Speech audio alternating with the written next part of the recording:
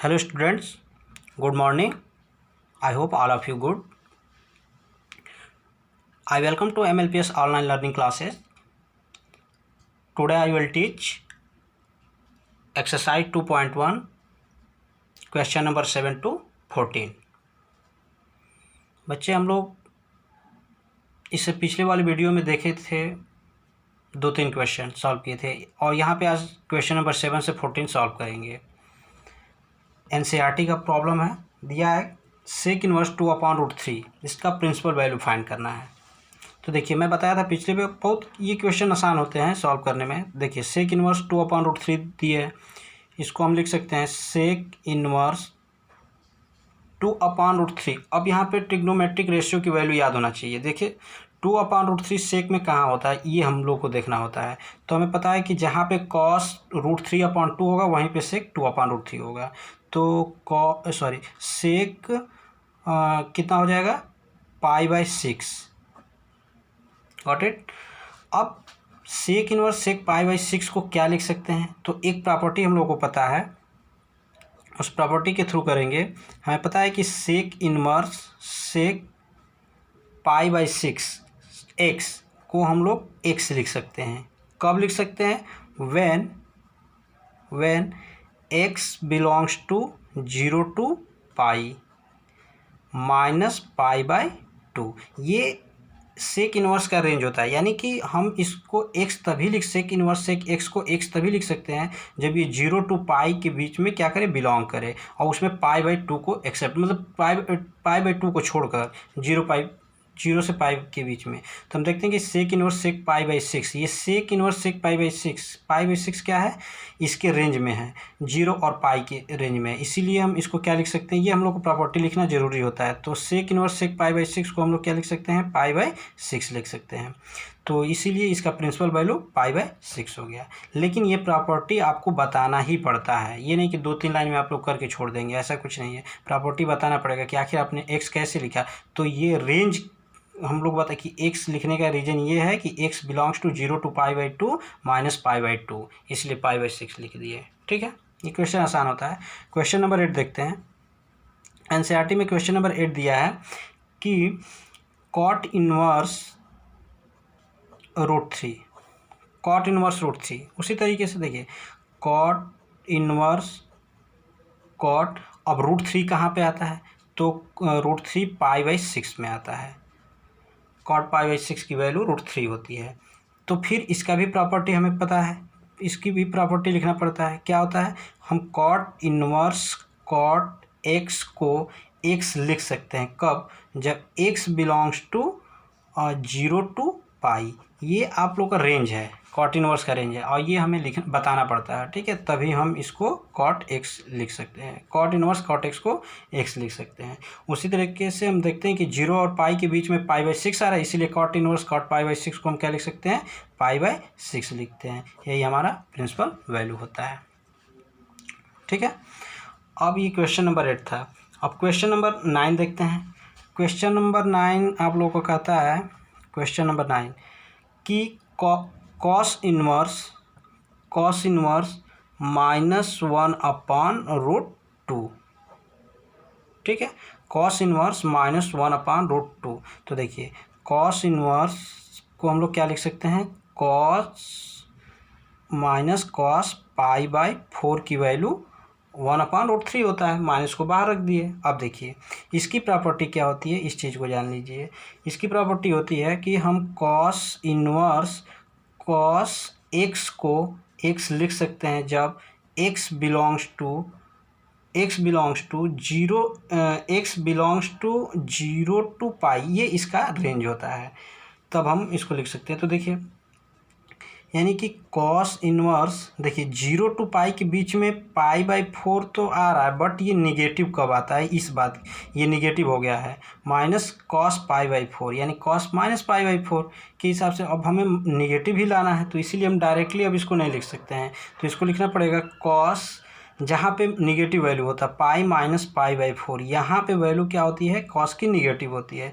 इसीलिए हम क्या लिख सकते हैं, कॉस इनवर्स cos 3π/4 और ये कॉस से कॉस इनवर्स कैंसिल हो गया, क्या आ गया 3π/4। अब देखिए 3π/4 इस रेंज में आता है, इसकी वजह से इसकी प्रिंसिपल वैल्यू 3π/4 हो जाएगा। ठीक है, इस तरीके से हम लोग 7, 8, 9 क्वेश्चन देखे। अब क्वेश्चन नंबर 10 देखते हैं। क्वेश्चन नंबर 10 क्या होता है, इस चीज़ को हम लोग देखते हैं। क्वेश्चन नंबर 10 देखिए, क्वेश्चन नंबर 10 क्या कहता है कि कोसेक इनवर्स -√2, इसका भी प्रिंसिपल वैल्यू बताना है। उसी तरीके से क्या लिख सकते हैं, कोसेक इनवर्स -कोसेक π/4। अब कोसेक इनवर्स कोसेक -π/4 ये कब होगा, इसकी भी प्रॉपर्टी लिख लेते हैं। प्रॉपर्टी हमको लिखते चलना है। कोसेक इनवर्स कोसेक एक्स को हम लोग एक्स लिख सकते हैं when x belongs to -π/2 to π/2 except 0। तो देखिए -cos π/4 यानी -π/2 के और π/2 के बीच में लाई करना चाहिए। तो देखिए cos इनवर्स -cos π/4 इसके बीच में लाई करता है, यानी इस चीज़ को एक स्टेप में मैं थोड़ा सा आगे करूँ तो इसको ऐसे लिख सकता हूँ, कोसेक इनवर्स कोसेक -π/4। अब देखिए ये हो जाएगा -π/4 क्योंकि ये इसके बीच में लाई कर रहा है, इसीलिए हम लोग का ये आंसर हो गया -π/4 प्रिंसिपल वैल्यू। ठीक है, इस तरीके से हम लोग 10 क्वेश्चन कर लिए। अब हम लोग को 10 क्वेश्चन के बाद क्वेश्चन 11 करना है। अब देखते हैं क्वेश्चन नंबर 11 क्या दिया है। अब क्वेश्चन नंबर 11 आप लोग को कहता है कि tan inverse 1 plus cos inverse -1/2 plus sine inverse -1/2। अब इसको सॉल्व करना है। तो देखिए ये क्वेश्चन तो आसान है, तो इसका प्रिंसिपल वैल्यू फाइंड नहीं करना है, इसमें सिर्फ इस क्वेश्चन को सॉल्व करना। तो tan इनवर्स 1 कहाँ वैल्यू होता है, तो ये सब आपको याद होना चाहिए। tan π/4 में होता है, प्लस कॉस इनवर्स -1/2 कहाँ होता है, तो cos 2π/3 में होता है, प्लस साइन इनवर्स -½ कहाँ होता है, तो ये -π/6 में होता है। इसको लिखेंगे माइनस साइन इनवर्स माइनस है, तो ये साइन -π/6 में साइन π/6 में होता है। ठीक है, अब इसकी वैल्यू tan इनवर्स को π/4 लिख सकते हैं, इसको प्लस 2π/3 लिख सकते हैं, इसको माइनस साइन π/6 लिख सकते हैं। अब इसका एलसीएम लेंगे तो इसका एलसीएम कितना हो जाएगा, 4, 3 और 4, 3, 6 का एलसीएम 12 हो जाएगा। तो 3π प्लस 3, 4 8π माइनस 6 2 2π। अब 8, 3 11 -2 9π/12 हो जाएगा। अब 3 से कैंसिल हो जाएगा, 3π/4। इस तरीके से हम लोगों का 11 नंबर क्वेश्चन हो गया। ठीक है बच्चों, अब क्वेश्चन नंबर 12 आसान है। क्वेश्चन नंबर 12 मैं आप लोगों को छोड़ता हूँ, आसानी से कर लीजिएगा। ठीक है, योर सेल्फ क्वेश्चन नंबर 12 अपने से कर लीजिए। क्वेश्चन नंबर 13 देखते हैं, 13 क्या दिया है। क्वेश्चन नंबर 13 दिया है sine inverse if sine inverse x = y।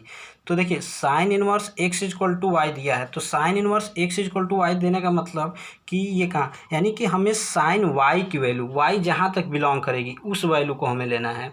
यानी कि हम क्या यानी साइन इनवर्स x = y, यानी कि ये y कहाँ से बिलोंग करेगा, ये तो जाहिर सी बात है कि -π/2 लेस देन और equal to y and y less than और इक्वल टू π/2 यहाँ तक बिलोंग है। तो इसका आंसर यही होगा, क्योंकि साइन इनवर्स x = y, तो साइन y = x, यानी y की वैल्यू जिस रेंज में आएगा उसी का हम लोग करेंगे। ठीक है, और क्वेश्चन नंबर 14 भी योर सेल्फ करिएगा क्योंकि वो भी आसान है। ठीक है बच्चे, ठीक है, थैंक यू। इस तरीके से आप लोगों का क्वेश्चन मतलब समाप्त हो गया। और एक्सरसाइज 2.1 अगर आप लोग को ये अच्छा लगा होगा तो लाइक और सब्सक्राइब कर दीजिएगा। ठीक है, थैंक यू।